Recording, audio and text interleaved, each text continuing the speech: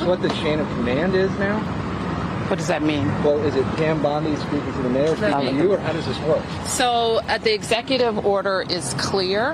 The president has requested MPD services, and our home rule charter outlines the process. The president designated Attorney General Bondi as his proxy to request services through me. I think it's really important to be clear about what is going on here. And a relatively small crime problem is being used for specific authoritarian purposes that we know and understand. So let's be clear about D.C. does have one really big crime problem, which was the January 6th insurrection incited by the current president of the United States. And his first act in coming back was pardoning all the people who tried to overturn constitutional republic order in Washington, D.C. When I go to D.C., I'm not afraid of losing my wallet so much as I'm afraid of losing my vote. I'm not afraid of losing my wallet so much as I'm afraid that my children's freedom to breathe will be stolen in a world where climate change policy is non-existent. I'm afraid that the future of middle-class people will be stolen by the very things you were talking about, cutting the safety net, cutting Medicaid, cutting rural hospitals. Right. So there is carjacking. And of course, let me just finish. There is a carjacking going on. But you got to worry about two things. You got to worry about two things at the same time. Let me just finish my point. So let's talk about D.C. residents for a second, because these headlines, and I was a resident of D.C. for over 20 years. I've lived in all but 3 D.C. wards, okay?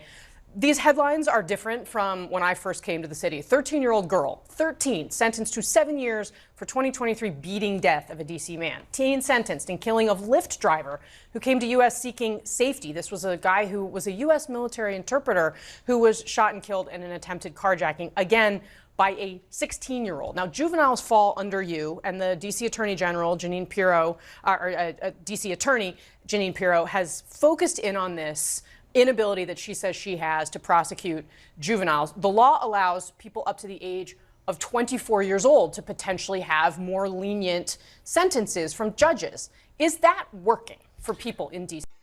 Boy.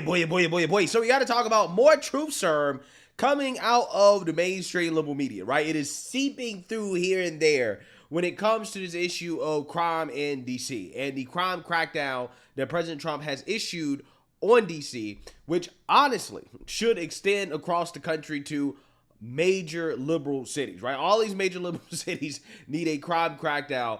I'm hoping that President Trump makes an example out of D.C. in terms of this is how you govern, right? This is how you stop the violence and the chaos, because it doesn't matter how much Democrats and the liberal media try to gaslight us on crime in D.C. and what is happening.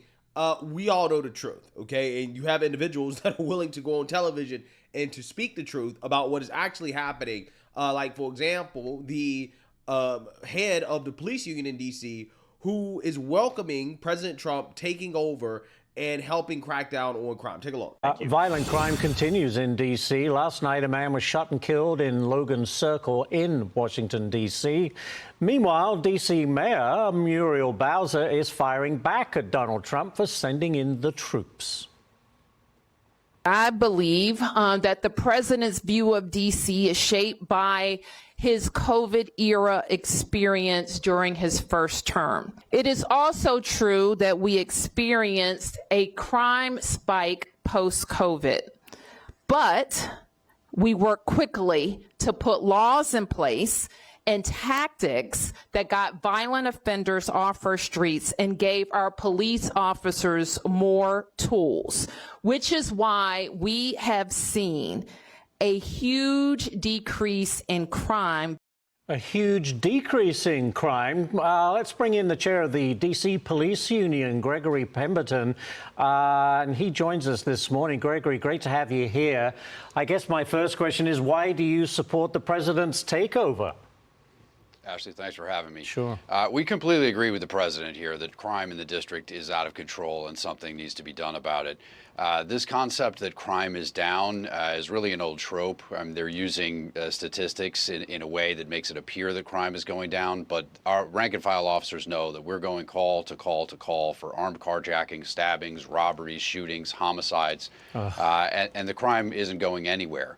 And so we welcome the assistance, and whether that's federal agents or the National Guard, we'll use it. We'll do whatever we can to get bad guys off the streets and try to keep citizens of the district safe. Our concern here is that this is a temporary measure. This is only going to last for 30 days, and then the feds and the National Guard will be on their way, and we'll be left holding the bag. Our agency right now is an authorized strength of 4,000 sworn officers, and we're currently sitting at 3,180 with more than 800 vacancies for the position of sworn police officer. And that's the main reason why we can't keep these streets safe. The department relies on 2 million hours of overtime every year to try to close this gap. So the underlying issues of the laws that have been passed by the D.C. Council, we hope that this 30 days gives some insight into from the feds to see exactly how terrible these laws are and how they've destroyed the police department so that we can work to get those things corrected.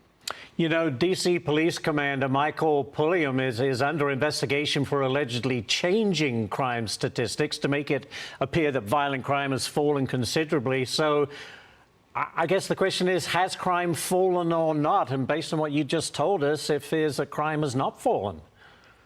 I don't think so, and that's a very interesting aspect of the story that doesn't seem to be reported, is that they have a command staff official who's alleged to have been going into police databases and changing felonies to misdemeanors to try to keep these crime numbers down. Listen, I know Commander Pulliam, and he's a stand-up guy. What I suspect is that this is a pattern of practice, and this is something that's been ordered from the top to make sure the commanders are managing the crime stats to make it appear the crime is lower than it is, which is a disservice to the city, it's a disservice to the officers, and above all, it's a disservice to the victims of these crimes when we're not taking the proper police reports and investigating them and advocating for those proper resources. Yeah, so once again, as the mainstream liberal media is boohoo-whining and crying, conspiracy! It's a right-wing conspiracy that crime is up, that crime is out of control in D.C. Well, not really, because the crime statistics are BS, right? They are manipulated by these liberal cities in order to make it look like crime is going down when it's really not, okay? I mean, does anybody really actually believe these crime statistics? Like, the one crime statistic that is really hard to manipulate, homicides, because, again, you talk about actual dead bodies. D.C., not doing well, right? Not doing well at all, okay? That's the one statistic that they can't say is down, because that one is the one that is the hardest to manipulate. So, with that being said, people who actually live in D.C., okay, even the people who are on television telling you with a straight face that crime is down, D.C. is safe, I don't feel in danger. Apparently behind closed doors, they're saying things differently. And that is what Joe Scarborough, who still claims to be a conservative, even though he's not a Republican anymore, he still claims to be conservative, even though I'm not sure what's conservative about him.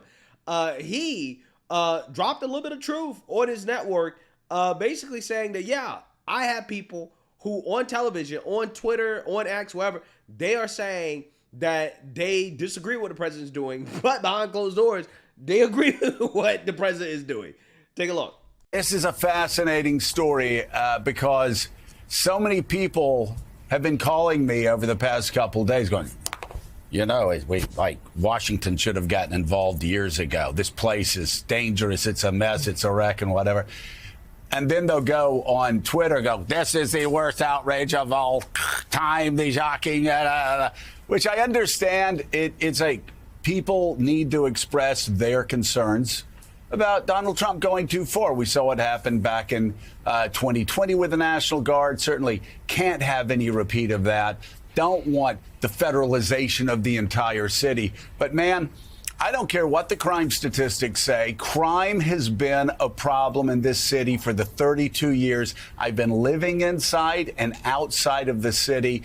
It's just, you know, even now, Meek and I, we're talking to somebody who lives in the city. These are all Democrats who said, you know, our friends won't walk more than 3 blocks in D.C. at night without filtering. Man, it's door to door. I mean, I get one of those bikes, you know me. I love riding the bikes around. I'll ride around, and I go door to door. I don't slow down. It's very dangerous there.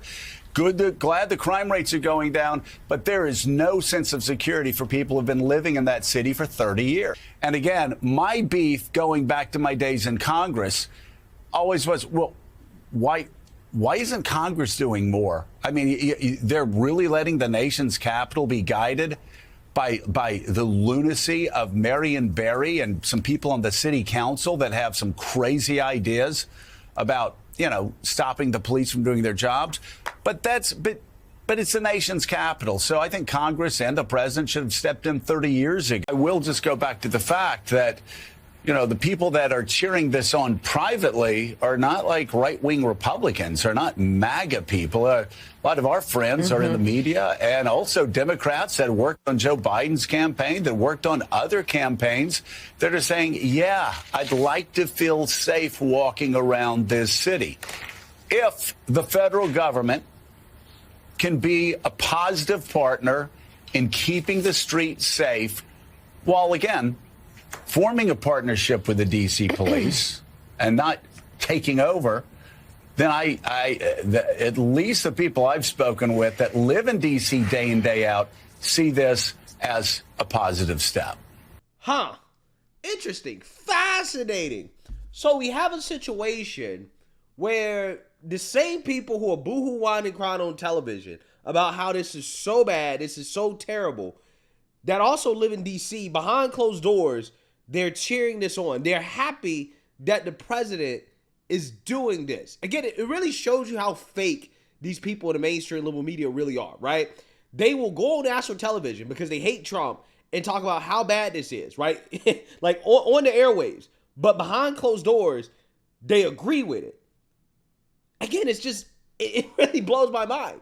It really does, okay? But who knows? When you are a liberal, okay, when you're a liberal propagandist, you have to toe a certain line, right? Because there are certain people that get offended, right, by crime crackdowns, because that means you have to acknowledge the truth about what is happening and who's committing the crimes and also who's a victim of these crimes. There's been a great deal of discussion about crime in the district. And the other day, I wanted to get a sense of what is actually happening in the District of Columbia. I asked for the number of teens who have been shot and killed by gunfire. Teens, everyone under the age of 20. As you can see, in 2024, we have, I believe I said it was, how many? Yeah. As you can see, in 2024, we have 29 individuals who were shot and killed in the district, all teens, some as young as 3 years of age, okay, because of gunfire. Some of these cases are solved, some of them are not solved. But what this makes clear to me is that there is a whole community that is suffering because of the violent crime in this district. And anyone who wants to tell me the crime is down and that we don't need an emergency focus on crimes of violence, all they need to do is take a look at this and talk to the loved ones and the family members of these individuals, all shot and killed long before their time. Yeah. So, again, that's the reason why, as a black conservative, a lot of this stuff is so frustrating to me, because you see the victims of these crimes are black people, black children more specifically. These same people that claim they love black people so much, for whatever reason, are not okay with Trump trying to save black lives. Because let's be honest, who's going to disproportionately benefit from a crime crackdown? Black people, right? But despite this, again, you have these race hustlers, the race pimps out here, like Al Sharpton and others, boohoo, whining, crying racism over this crackdown, because apparently police are more dangerous than black criminals. After President Trump's announcement, take a listen. It just feels like a microscope is now on like black people, and listening to the press conference on my way over here, every city that he named, Chicago, Oakland, Baltimore, who's, by the way, Baltimore's crime is down 50%. All of them are black cities. So it just feels not only like a target on DC's back, but also mine as a black man in DC. It's just, it doesn't feel like home anymore. I was just texting my mom and my girlfriend like, yo, I think it may be time to like move out of DC because for one, I'm not wanted, and two, it's not safe, and I kind of was left speechless because it's just, this isn't home anymore. It doesn't feel like home anymore. Donald Trump, Rev, says he's actually making Washington, D.C. safer. Is that what's happening? Well, first of all, Donald Trump was sat in the White House several hours during January 6th while his followers were beating police officers, Capitol Police, and others, and never picked up the phone or picked up his Twitter and told them to stop. So you've got to deal with his record. His record is that if people are violent and disobey the law and assault law enforcement and are supportive of him, that's fine. But on some others that he claims are out of control, because the data says that crime and violent crime has gone down in Washington, he's going to send out the National Guard. Well, why didn't he send it out January 6th? So this is clear politics. It's aimed at black mayors. It's aimed at also trying to take the Epstein case and the files off the front page. And it's drama that is at the expense of people. And it's sad. We're going to end up with stop and frisk in D.C. He will take it to other cities while they, at the same time, try to rob people of their proper districts according to the census in Texas, and will do it other places. Yeah. Again, so the people that claim they love black people apparently don't love black people enough to want black people to live in a safe city, right? To not be shot and killed in the streets, okay? To not have their cars jacked, to not be victims of robbery, theft, rape, okay? These people make me sick. I can't stand them. I can't stand these black liberals, okay? I'm telling you, I can't stand them. The hypocrisy is crazy to me, right? These same people that say, again, they love black folks so much, but what President Trump is doing is very beneficial to the black population of DC, and at least on national television, because who knows, maybe behind closed doors these people agree with it, right? At least on national television, these people seem to have issues, right, with protecting black folks. So with that being said, Joe Scarborough, okay, who again has gone off script when it comes to his narrative about crime in DC, is actually going to confront a black liberal, right, a black progressive, probably a communist, to be honest with you, Symone Sanders, on this crime crackdown and crime boohoo racism over this. So without further ado, let's get into it. You don't think more police make streets safer? No, Joe, I'm a black woman in America. I do not always think that more police make streets safer. When you walk down the streets of Georgetown, you don't see a police officer on every corner, but you don't feel unsafe. So what is it about talking about places like Southeast D.C., right, Ward 8, if you will, that people say, well, we need more officers to make us safe? Well, because it's unsafe, right? That's why. It's unsafe. That's why, okay? Now, again, if you want to take it there and make it racial, hey, if it just so happens that those areas are more predominantly black and they're unsafe, then hey, it is what it is. But you made it racial, right? But the reason why people are saying that it feels unsafe is because it's unsafe, right? That's why people are saying that. I think we have to rethink what safety means in America. Well, there have been black city council members in New York City when people were talking about defunding the police, saying, the people we represent are the people who need police officers the most, as safety officers in schools need police officers the most, so our children can walk from their homes to school without being stopped, 5-10 times by drug dealers or people that are going to assault them. I don't think this is an issue of black versus white. When you're talking about safety, there are a lot of black Americans who don't feel safe in their homes, in their neighborhoods, And when they hear people talking about defunding the police, it freaks them out. I'm not saying that's what you're saying. Defund the police is not good. I never supported defund. I think you're making a good point, Joe. I want to be able to call the police in my neighborhood. When they come, I don't want them to think that I'm a suspect. But what we're talking about is that the President of the United States is saying that there is a crime emergency in Washington, D.C. An emergency could be anything that he says it is. So from his definition, maybe there is. The data would say otherwise. But the issue that people keep citing is about the young people, the carjackings, right? The kids running into a CVS and like taking things out the CVS. That is juvenile crime. And so how are the police officers or the National Guard going to address the issue of juvenile crime? And until we start talking about the policy, let's talk about the crime bill that D.C. passed last year that could be strengthened, right? Let's talk about that. But like, Donald Trump is using rhetoric and playing on the real fears that some people have because of what they've seen on the news or maybe what they themselves have experienced. And it's not what they've seen on the news. It's not what they've seen on the news. So I'm going to read this to you. This comes from somebody you know. It comes from somebody who's been a Democrat their entire life. It comes from somebody who lives in D.C. and has seen violence all around. Again, even as crime drops. Now, sometimes those statistics, they're leading indicators of what's going to happen. I know in New York City, we kept hearing about crime dropping in 21, 22, 23. You started to feel it in 23. So who knows? Maybe these people will start to feel it in 23. But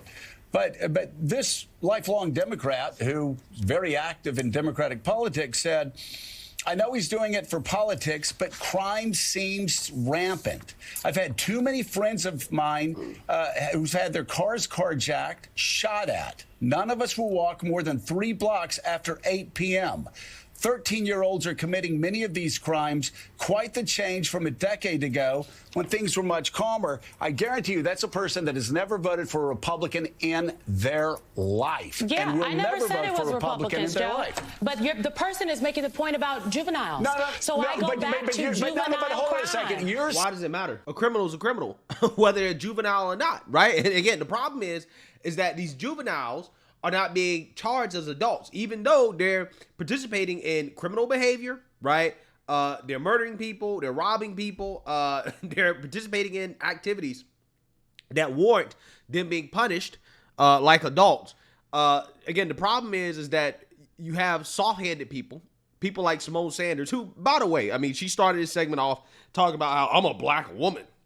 So therefore, I guess she feels unsafe around police or whatever, but later on admitted that she wants police to come if, she is dealing with a crime, right? If something happens to her, again, these people just crazy hypocrites, right? If you feel like as a black woman that you're unsafe around police, then why would you call police, right? Don't call police if you claim that you feel unsafe as a black woman, right? It just really shows you how performative a lot of this stuff is from these people, right? It's just a performance, right? They're just talking. They're just saying what they think the crowd wants to hear, right? Rather than what they actually really think, okay? Because again, I guarantee you a lot of these people are not pro defund the police. A lot of these people actually want police. A lot of these people have their own private security. Yeah, they love police when the police are protecting them, right? As long as they're safe, okay? When it comes to anybody else, they can care less. But the overall point here is that it doesn't matter if they're juveniles. They should be punished to the fullest extent of the law. In fact, that's the problem, okay? That they're not being punished enough, okay? Saying that people are imagining this, and first of all, we will agree on something. You said you've never been for defunding the police. Exactly, I understand that.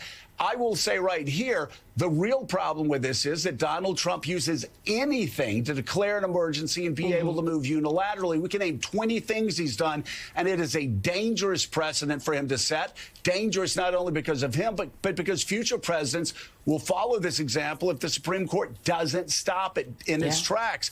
But all I'm saying is this isn't imagined. Like people that that I know, that we love, they and their friends don't feel safe in Washington, D.C. And it's not because they see it on TV. I think, Joe, that the opening line of that text is, it feels like X, Y, and Z. A feeling and the reality of the situation are two different things, but how someone perceives a situation does connect to their personal reality. And so I understand that there are people that feel like the city is out of control and it's under siege. I understand. I also know that I cannot knowingly sit here and say, as someone who lives in Washington, D.C., I live in the city. I don't live in the suburbs. I have lived all over the city, and I can tell you my experience is similar to David Drucker's. If I felt unsafe, if I thought it was as dangerous as everyone is saying it was, my husband and my stepson, we would not be living there. But is there crime in the city? Yeah. Is there crime all over the country? Yes. Is the answer to the issue of this crime, is the answer to what is happening as it relates to juvenile instances in the city, the National Guard and the FBI? I would say, as someone that did juvenile justice reform work since I was 19 years old, the answer is no. Well, you can do two things at once. You can look at the underlying problems and you can address it in the way that you were talking about addressing it. You can also make sure that people, juveniles, can walk down the street safely. Other people can walk down the street safely in D.C. Gene Robinson was talking about it earlier. Gene was. Yeah, so you see, now you heard that. The answer to that question in regards to whether or not FBI and the National Guard are the answer and should you be using them against juveniles, the answer to that question is yes. Absolutely, you should be using them, okay? They should be punished to the fullest extent of the law, okay? So, yeah, again, what you have here are people who are quietly admitting the truth, which is that crime is out of control, right? Because they feel unsafe. Right? They know it's not safe, and they know that what the media is putting out there is a bunch of propaganda, right? Because they hate Trump. But they care about their lives, right? Their safety more than they hate Trump. Apparently, a lot of these Democrats and these people in the liberal media, on the other hand, not so much, right? They hate Trump more than they care about their lives, even though behind closed doors, they admit that, crime is out of control, but we gotta hate Trump, right? My hatred for Trump is more important than actually, being safe, okay? And, that's why we have the liberal media in overdrive trying to essentially cheer on being soft on crime, right? Not cleaning up crime. It is just really weird, right? It's just one of those things where, once again, Democrats and mainstream liberal media, because of their hatred for Trump, have put themselves in a very awkward situation politically by just reflexively standing against everything that President Trump stands for just because they hate Trump.